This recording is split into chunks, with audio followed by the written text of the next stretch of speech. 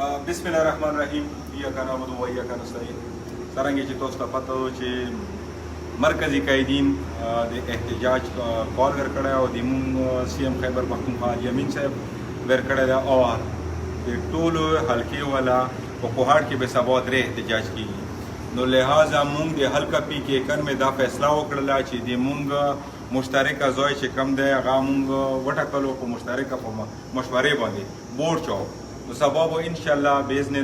الله چې کم د عمران خان رهایی لپاره پرامن احتجاج به وي او چې دا کم کرنٹ سچویشن دی او د الیکشن ریګینګ حواله سره نو چې څومره د حلقه پی کې کن مې ورکران دي سبا به 5:30 بجې بورډ چوک کې غونډې کو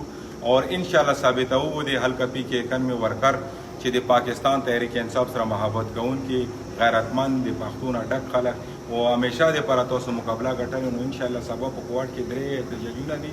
او تاسو به ثابت کوو چې د حلقه پی کې اکانمي ولا د عمران خان سره څومره مینا محبت لري نو ان شاء الله باذن الله د حلقه پی کې اکانمي تقدیر بدلدن او لبريزي دي او ترقیاتی کارونه شروع دي زه ټول ورکر لخواس کوم او سی ام صاحب هم دا ویلي دي چې احتجاج چا غټ وکړلو چا خلک زیات راغونډ کړلو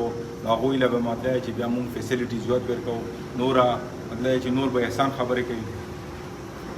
بسم الله الرحمن الرحیم ایاک نعبد و ایاک نستعین موږ د خپل حلقې پی کې 91 د پردا میسج دا سبا